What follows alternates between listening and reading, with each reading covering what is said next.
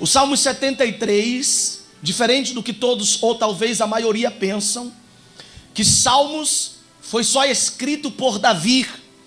E digo para você que quem compõe o Salmos 73 é um homem que não é muito famoso na Bíblia. Olhe para cá. Olhe para mim. Ele é um homem que não é muito famoso na Bíblia. Ele é um homem que você não vai ouvir muitas pregações ao seu respeito.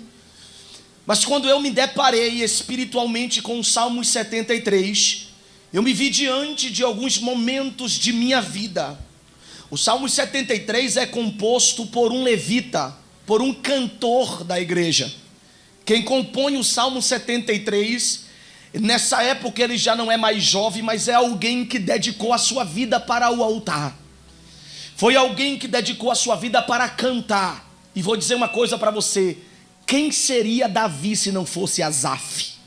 Asaf, ele foi o promotor do ministério de louvor de Davi. Em que a ocasião que Deus conecta a Asaf, o autor do Salmo 73, Deus conecta Asaf e Davi, ministérios. E sempre vou dizer, por mais que para alguns a fala pareça um chavão, mas mesmo que seja um chavão, que chavão? Deus não une pessoas, Deus une propósitos. Deus nunca vai te conectar a alguém por o acaso. Quem encontra por acaso é você. Deus não. Deus marca encontros. Deus une pessoas. Deus conecta pessoas do presente para o futuro. E por mais que você não visualize a grandeza dessa aliança que o Senhor Deus te colocou diante de alguém, os dias passarão e você vai perceber que nenhum investimento que você faz em alguém que hoje talvez não tenha nada para te oferecer hoje, amanhã tu entenderás que Deus fez uma aliança contigo hoje para te suprir amanhã. Então observe-me aqui. Asaf, ele é um garoto quando Davi, escute-me aqui, ele põe na mente que ele tem que buscar a arca da aliança. Vocês querem ouvir a palavra ou está com pressa? Quem quer ouvir a palavra, levante a mão. Então me olha, Davi está buscando a arca da aliança. Lembre-se, a arca da aliança era o maior símbolo da presença de Deus. O maior símbolo da presença de Deus, a arca da aliança, não estava em Jerusalém. Vamos lembrar que quando os filhos de Eli foram para a batalha, Eli foi para a peleja, a arca da aliança foi tomada. E desde aquela época, Israel nunca mais viu a arca da aliança. Foi na época da tomada Samuel estava nascendo, e Cabor também nasceu nessa época, o neto de Eli, e colocaram o nome do menino Micabor, porque diziam: acabou-se a glória de Israel. Foi a glória de Israel, porque a arca, a presença de Deus foi levada. Tem culto, mas não tem presença. Tem louvor, mas não tem presença. Tem sacerdote, mas não tem presença. Tem templo, mas não tem presença. Havia um desentoamento.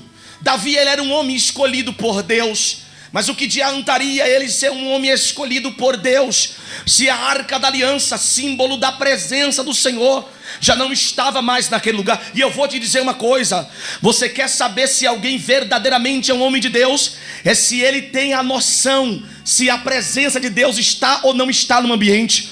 Porque toda pessoa que é homem de Deus, quando ele chega num ambiente, ele sabe detectar se Deus está ou se Deus não está. Não, eu vou desenhar, porque tu precisa desenhar para tu glorificar. Sacode alguém que está no teu lado e fala bem assim: se tu tem ido em lugares que só tem movimento e tu continua lá e não está sentindo a presença de Deus, é porque Deus não está mais na tua vida. Porque a pessoa que tem a presença de Deus, ela respira o ambiente e ela fala: tem tudo, tem louvor bonito, tem altar bonito, tem telão bonito, tem igreja bonita, mas não tem a presença de Deus.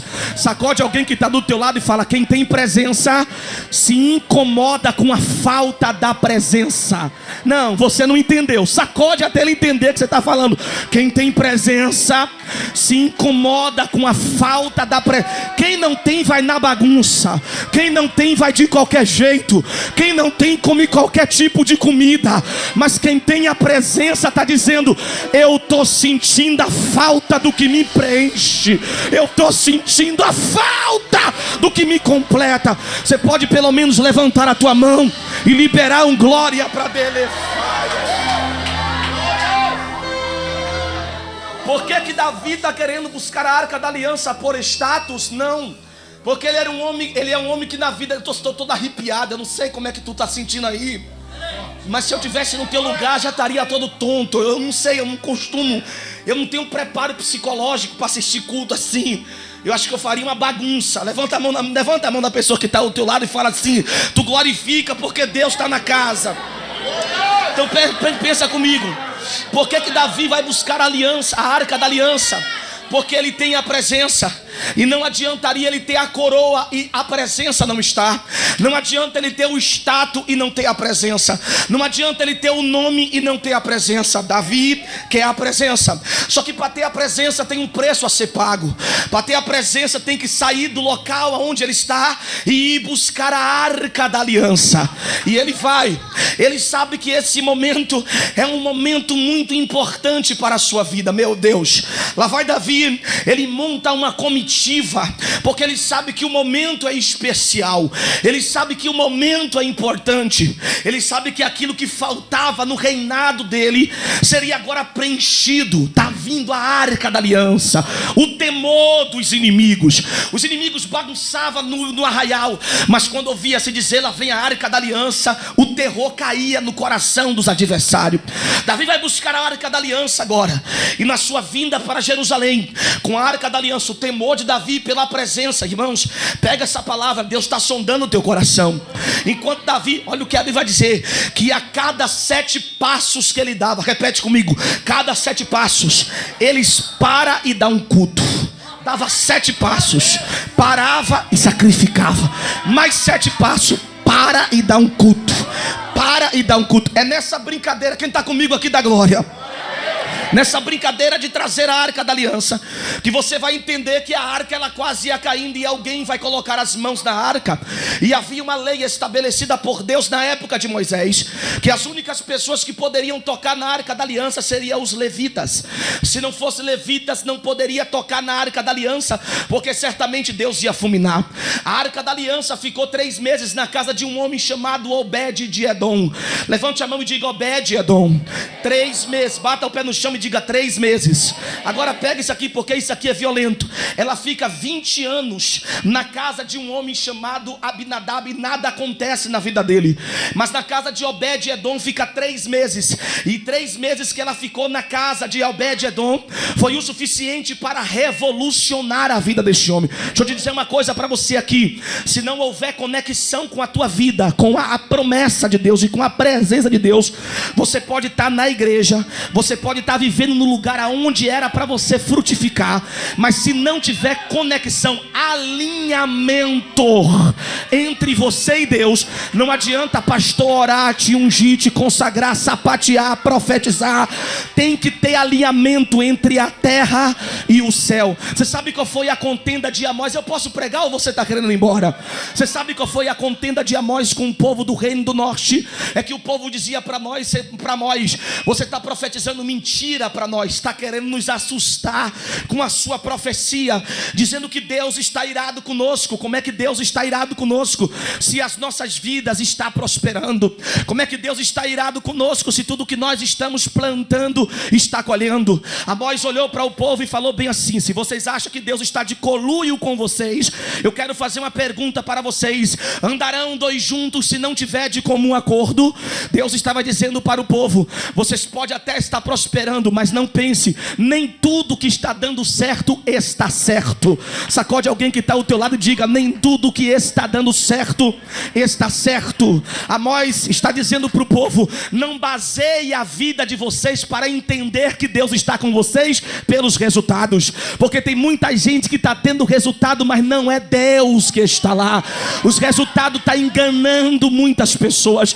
Ou se eu fosse você, abraçasse a pessoa que está ao teu lado e dissesse: eu prefiro estar no deserto com Deus, em um momento ruim com Deus, em um momento de choro com Deus, do que estar vivendo em um momento de bonança e estar sendo enganado por uma vida de pecado e promiscuidade. Deus te trouxe aqui, não foi para um culto comum.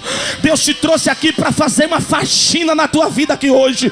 Se você crê nisso, levante a mão e libere um glória para Jesus. Você pega essa, eu já estou chegando no Salmo 73. Quem está me ouvindo dá glória. Davi agora está indo buscar a arca da aliança. E nessa busca que ele está, quem entra no meio do louvor, olha para cá, a emoção de Davi é tão grande por ele estar trazendo a arca, que ele sente uma alegria no seu coração descontrolada. Ele vai tirar as vestes reais de rei, ele vai quebrar o protocolo. Porque culto tinha que ter protocolo. Tem que ter o protocolo. 3 hinos da harpa, toca o sino, se alguém levantar a mão, não pode dar glória a Deus muito alto, não pode cuidar, não, tinha todo um protocolo.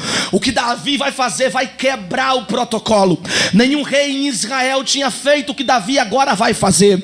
Ele tira as vestes reais e ele começa agora a dançar, porque a alegria que a arca está voltando é muito grande. E nesse momento, quem é que entra no ritmo agora? O menino chamado Asaf vai no embalo e também entra com Davi. Asaf começa a ministrar e há uma conexão entre o espírito de Davi e o espírito de Asaf.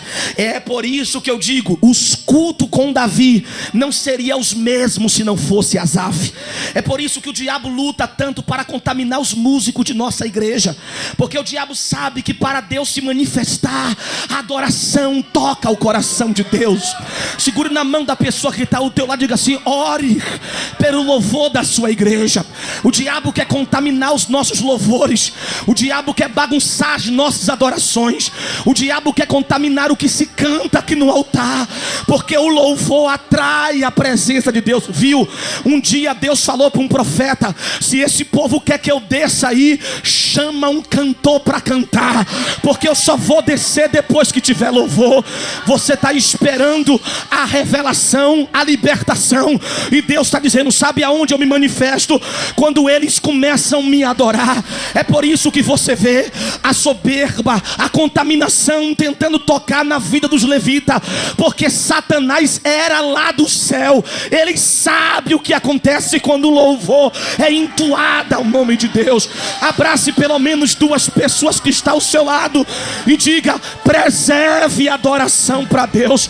É por isso que o diabo quer bagunçar com os louvores na igreja, quer arrancar os nossos levitas do altar, quer colocar música profana com letras malignas para contaminar e tirar a adoração a Deus. Eu vim como profeta dizer uma coisa para você: nós estamos debaixo de uma cobertura do Espírito Santo, e Satanás não terá legalidade para tocar na santidade de Deus.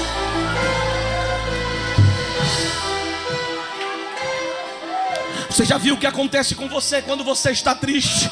Você solta um louvor e o louvor te tira da depressão, o louvor te arranca da tristeza. Você estraga o hino da Cassiane lá no banheiro, mas está louvando, fazer o quê? Deus gosta disso, quer experimentar a sua tristeza, vai embora, começa a cantar. O diabo tem raiva do louvor, porque ele sabe que o coração de Deus está atrelado a isso. Deus se manifesta. Eu falo para o pessoal, a dinâmica do culto, tudo que vai acontecer no culto passa pelo louvor. Se Deus aceitar o culto é uma bênção, se Deus rejeitar o culto é uma tragédia. Por isso eu digo para a igreja: ore pela santidade do louvor na igreja. É uma área em que o diabo tem lutado para nos desconfigurar e contaminar e nos afastar de Deus. Asaf, ele é levantado por Davi, ministro de louvor. Dentre 38 mil levitas, é Asaf agora que é o líder dos levitas. Ele agora é aquele que vai programar tudo que vai. Eu gosto disso aqui. Ele vai agora programar tudo que vai antes de ter o sacrifício, antes de ter a palavra, antes de ter a revelação, antes de ter a oração da libertação. Asaf preparava o coração do povo para receber o louvor. Esse homem, olha para cá, é esse homem que você precisa entender, que tem uma conexão tão íntima com Davi, que quando a arca está voltando, Davi arranca suas vestes e começa a dançar, e ele junto com Davi está dançando. A Bíblia vai dizer que uma das mulheres de Davi, chamada Mical, ela está na janela contemplando a volta da arca. Preste atenção para ver se você não se encaixa com Mical. Mical está da janela olhando para Davi dançando igual uma criança. Quando Davi chega em casa cansado de um culto, sacrificando a Deus, Mical olha para Davi e fala: que vergonha, isso não é postura de rei. Como é que você pode se igualar aos teus súditos, tirar as tuas vestes reais, descer o nível para ficar dançando? A Bíblia fala que Mical derramou tanto veneno em cima de Davi, que Deus se irou com Mical, cerrou a madre dela, e ela foi a única mulher de Davi que não conseguiu gerar filhos. Deixa eu dizer uma coisa para você: o que tem de pessoas no nosso meio que está estéril, não consegue produzir nada, porque tudo que Deus quer fazer para se alegrar na igreja, você questiona. Tudo que Deus quer te mandar fazer, mas não pode isso, não pode aquilo. Para que gritar, para que pular, para que dízimo, para que oferta, para que tanta oração da libertação? Eu fui em Niterói sexta-feira, ministrando a unção na cabeça do povo na porta da igreja. Na saída da igreja, uma mulher chegou perto de mim e ela falou bem assim: unção de novo, né, pastor? E Deus falou comigo: estou tirando ela debaixo da cobertura hoje. Escute-me aqui. Toda vez que você abre a boca para murmurar, toda vez de coisas às vezes que você nem entende porque não está no teu nível espiritual, você contamina o que Deus quer fazer na tua vida. Então, se você não tem nível espiritual para falar, retira a tua insignificância e deixa Deus fazer do jeito que Ele quer fazer.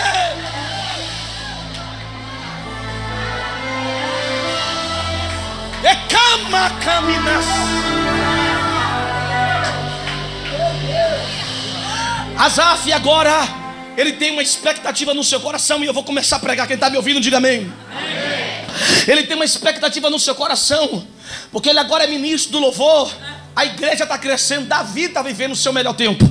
Ele é o ministro de louvor da casa de Deus. E vamos ressaltar uma coisa: os levitas, dentre as 12 tribos, era a única tribo que não tinha direito de possuir terra. Eles viviam de doação das outras tribos. Os levitas não podiam ser dono de terra nenhuma. Eles viviam do favor, do que sobrava. O povo ia lá e abençoava os levitas. Asaf, ele estava composto nesse sistema, porque ele era também da tribo de Levi. Agora olhe para mim, dobre a sua atenção. Asaf agora tem uma expectativa no seu coração, e é aqui que a crise começa. Qual é a expectativa que Asaf tem no coração? Davi começa agora a fazer não somente Asaf sonhar, mas toda a nação de Israel agora está sonhando. Sonhando com o que, pastor? Com a construção de um templo. Eles vão construir um templo para Deus. Imagine Davi falando do templo, dizendo como seria o templo, como seria o culto. Olha para cá, se o nosso culto dentro dessa cabana de plástico já é poderoso, imagine quando Asaf, ele começa a ver a arquitetura do templo, ele começa a ver os arquitetos desenhar o templo, o coração dele fica emocionado, e ele cria uma expectativa: vou dar um culto para Deus nesse templo. Só que quando a expectativa dele está nas alturas, Deus vem através de um profeta por nome Natan e dá uma sentença para Davi dizendo: você não pode construir um templo para mim, porque as tuas mãos estão sujas de sangue. Agora esse sonho que Asaf tinha em cultuar, em dar um culto para Deus, ele é anulado. Quem vem agora no lugar de Davi? Salomão. Quando Salomão assume o trono, Asaf já não é mais lembrado. Essa é a época em que Asaf já tem mais de 50 anos de idade, e havia uma lei que depois dos 50 anos não se podia exercer nenhum ministério no templo. Asaf agora está escanteado, ele tem vigor, ele tem força, ele é mando, refóxia, tomixia, tá? A palavra hoje não é para abrir porta, a palavra hoje é para o teu espiritual. Pastor, eu não queria isso. Engole isso aí. Tu não precisa, tu acha que não precisa, mas amanhã essa palavra vai fazer tu arrebentar Satanás. Então segura a pessoa que está do teu lado e fala: hoje Deus te trouxe aqui, não foi para falar de teu marido, não foi para falar de teu filho, não foi para falar da tua saúde, não foi para falar da tua casa, do teu carro. Deus te trouxe aqui para te dizer: eu preciso da tua vida espiritual alinhada com a minha vontade. Esse é Asaf. Ele começa agora a olhar para o tempo e não tem mais a construção. Os seus sonhos vão se perdendo. Ele vai pegando as suas vestes agora de levita e só tem em mente a lembrança. Por favor, coloca o Salmo 73 aqui na tela, porque eu quero acompanhar com o povo. Ele agora começa a retirar as suas vestes de levita, porque ele sabe que nunca mais ele subiria no altar para apresentar um louvor a Deus. É alguém que está dizendo: eu tinha mais para dar, mas me tiraram. Eu tinha mais força para pregar, mas me tiraram a oportunidade. A minha idade não seria o problema de eu fazer mais para Deus. Ao contrário de Josué, que Deus disse para ele: camarada, tu tão novo desanimou, e eu tinha tanta coisa para te dar, não posso mais caminhar contigo, porque Deus não caminha com desanimado. Deus não anda com crente que acorda de manhã perguntando: porque eu não morri de madrugada.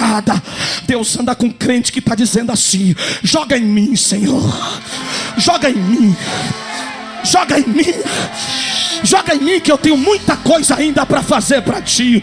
Eu tenho alguém aqui com esse vigor?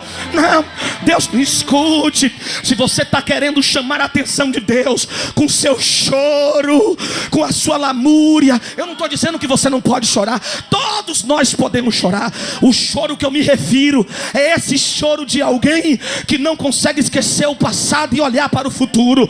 Deus não vai agir em cima do teu vitimismo. Sacode a poeira. Deus tem uma coisa nova todo dia para a tua vida. Se levanta hoje. Asaf, ele está dizendo assim: o meu tempo acabou. Isso aqui dói demais. Só quem passa por isso sabe o que eu estou pregando. Eu tinha muito ainda para fazer. Eu queria fazer, mas me tiraram a oportunidade de fazer. A minha idade para eles, o meu posicionamento, o meu vocabulário, o meu português, a minha desenvoltura para eles não é mais o suficiente. Eu não estou no nível deles. E isso oprimia Asaf. Mas isso era uma coisa que ele tinha que aceitar. O que Asaf não vai aceitar, pastor Djalma, é quando ele olha agora para o altar e ele vê que a igreja não é mais a igreja do templo dele. Ele dizia: eu paguei tanto preço para oferecer um louvor santo para Deus. Eu andei com a minha vida reta para oferecer para Deus algo tão puro. Eu paguei um preço tão alto. Eu me abdiquei de tanta coisa errada para, quando ir para o altar, oferecer algo que Deus viesse receber. E quando ele olha agora para o altar da igreja, ele começa a ver a bagunça. Ele começa a ver o povo que está levando as coisas de Deus de qualquer maneira. E isso começa a lhe confrontar. Não é o Asaf a primeira pessoa que entra em conflito por causa de visão deturpada, por causa de pessoas que acham que vida cristã é oba-oba. Asaf não é a única. Me desculpe se eu estou ferindo a tua vida, mas eu não tenho um compromisso com você. Eu tenho um compromisso com a palavra. O meu compromisso não é com teu dízimo. O meu compromisso não é com quanto você vai dar de oferta. O meu compromisso é com a palavra. Sacode alguém que está do teu lado e diga: e conhecereis a verdade, e a verdade te tira dessa lama. A verdade te tira dessa vida medíocre e te coloca em uma vida de honra.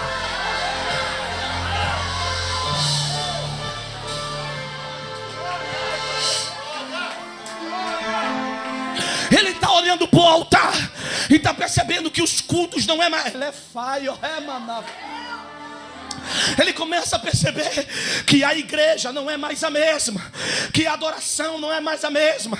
E ele começa a pensar como deixaram cair o nível da adoração. Eu apresentava algo para Deus de tanta excelência. Isso confrontava Asaf, porque ele sabia que o culto acontecia, mas Deus não estava mais lá. Olhe para mim, é com esse olhar para o ímpio, que ele vai pegar o Salmo 73 e ele vai dizer, e daqui a pouco eu vou dizer para você pela razão a qual ele escreve o Salmo 73. Ele começa dizendo bem assim: Deus é bom. Olha para a pessoa que está ao teu lado e diga: Deus é bom. E não precisa provar isso para você, e não precisa provar isso para ninguém. Ele está dizendo: Deus é, e quem é não precisa ficar provando. Ele está dizendo: Deus é bom para Israel e para os limpos de coração. Sabe por que ele está dizendo que Deus é bom? Sacode alguém que está do teu lado e fala: vai ter uma virada aí na tua vida. Não se desvia não, não retrocede não. Fala para esse fio desencapado que está ao teu lado, diga para ele: não sai da posição não. Vai ter uma virada na tua vida. E eu não estou falando só para tu levantar a mãozinha, eu estou profetizando nesse altar.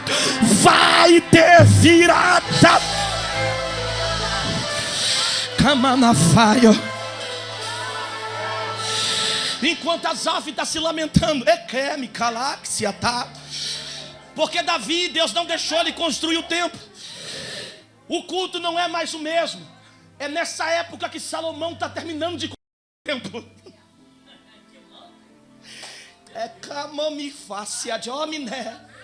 É nessa época, olha para cá, Crônicas capítulo 7, versículo 14. Você pode ir lá que você vai encontrar. É nessa época, Salomão está terminando de construir o templo. E para construir o templo, termina de construir o templo e vai ter uma inauguração. Bata o pé no chão e diga: vai ter a inauguração do templo. E para a inauguração do templo, acontece algo na cabeça de Salomão. Ele vai dizer: eu vou chamar a velha guarda.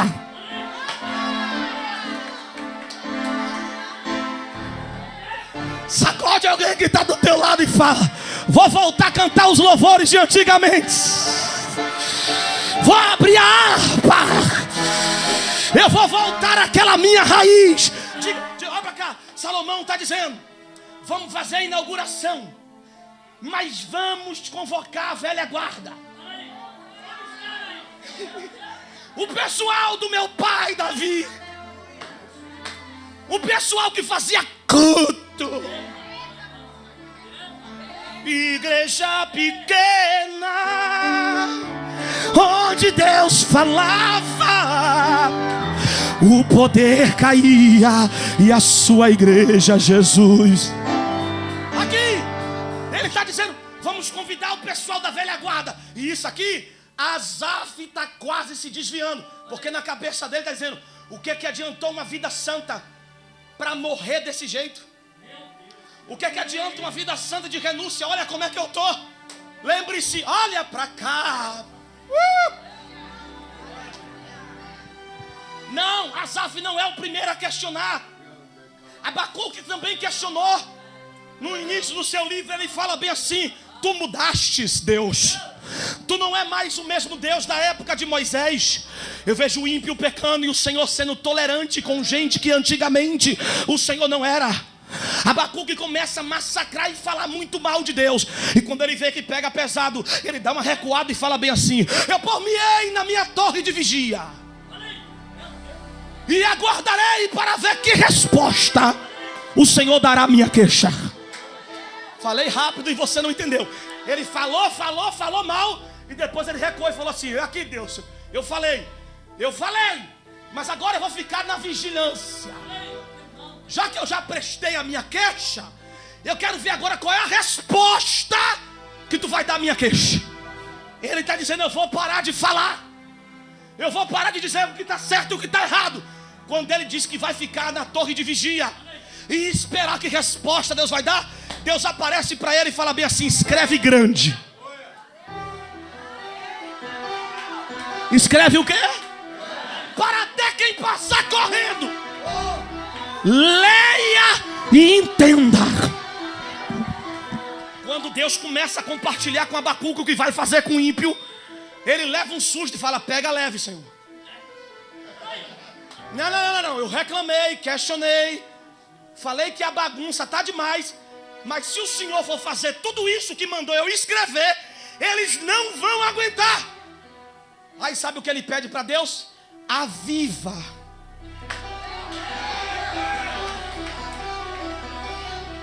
Em vez do Senhor aplicar essa sentença, faz um avivamento então. Sabe o que é avivamento? Não é pular, choro, lenço, mudança de conduta. Sabe o que é avivamento? É alguém que gostava de mentir e dizer: não minto mais. É ambiente que você frequentava e dizia: Deus está me confrontando e eu não posso participar mais desses ambientes. Avivamento muda o teu jeito de andar. Sacode a pessoa que está ao teu lado e diga: nós precisamos de um avivamento. Camando remas.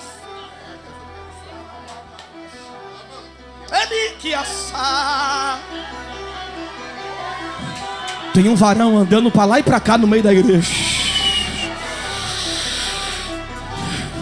Quem está ligado está vendo. Tem um varão andando para lá e para cá. Aqui tem crente que tem um ministério, vai decolar depois de hoje.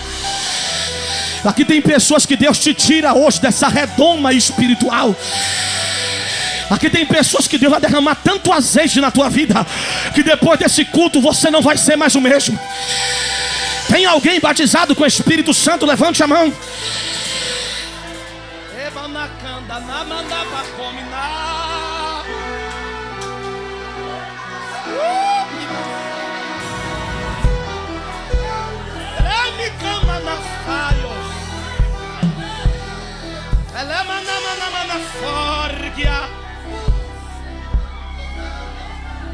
É de mim na cama na fúcsia.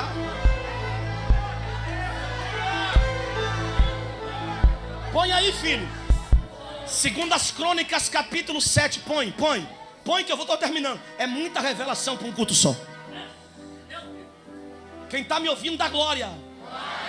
Me olha aqui. Asaf está se desviando. Por quê? Porque ele está dizendo: eu estava com inveja. Olha para cá, ele está dizendo: Deus é bom. Porque, olha para cá, deixa eu contar isso aqui primeiro.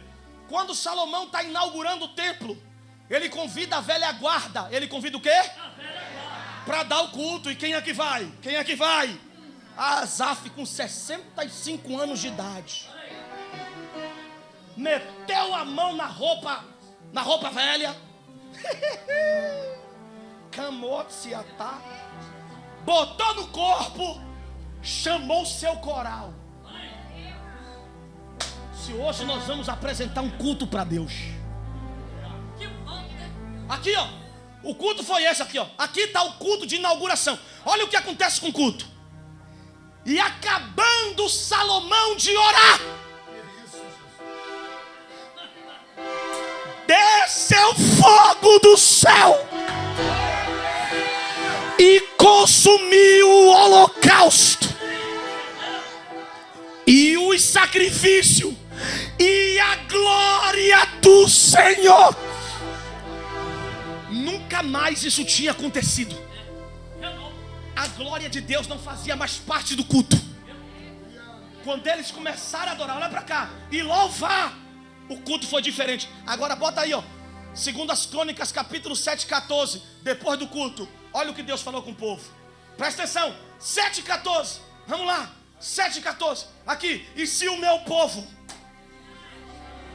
Deus está dizendo bem assim: eu me retirei porque vocês bagunçou. Eu me ausentei por causa da bagunça de vocês. Mas eu quero fazer uma aliança com vocês aqui hoje.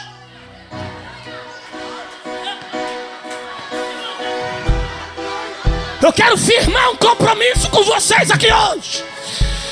Se o meu povo, que se chama pelo meu nome, se humilhar e orar e buscar a minha face e se converter dos seus maus caminhos, eu virei dos céus perdoarei os seus pecados e sararei a sua terra. A glória foi tão grande. Olha para cá, volta lá, filho, eu termino agora. 73 de Salmo. Ele sai do culto impactado, ele fala: estou satisfeito, agora eu posso morrer.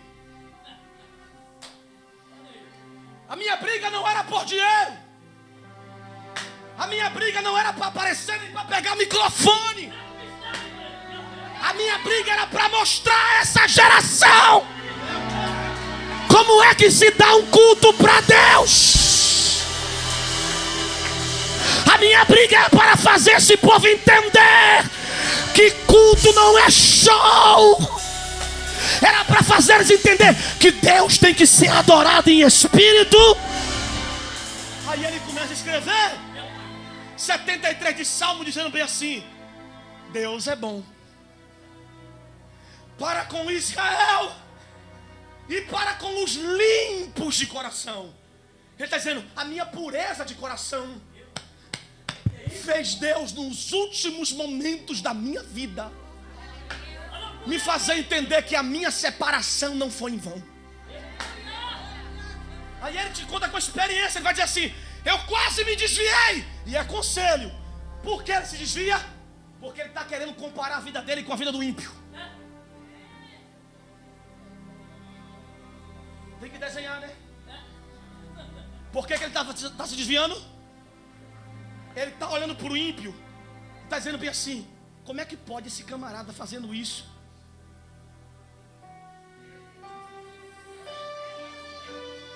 Te contamina, não te contamina? Tu vem para a igreja, quer dar glória, não dá, por quê? Porque você olha e fala: dou não. Você quer dar igreja, você quer dar lugar, mas não dá, por quê? Porque o que você vê não condiz com o que você foi ensinado. Tu pode estar no mundo, meu querido, mas a essência está dentro de você. E você sabe o que é certo e o que é errado. Quando você bate o olho e fala: é tudo, servo de Deus, não é não. Tu pode estar na bagunça, mas você sabe diferenciar quem é justo e quem é ímpio, quem serve e quem não serve. Vamos embora, senão tem culto até meia-noite hoje. Estou com muito... Pega na mão desse fio desencapado que está ao teu lado. Ele vai dar um conselho, ele fala assim: ó, para você não se desviar. Para você o quê? Para de olhar para a bagunça. Porque o que ia me fazer cair foi eu começar a olhar para a bagunça. E Deus não está compactuando com isso.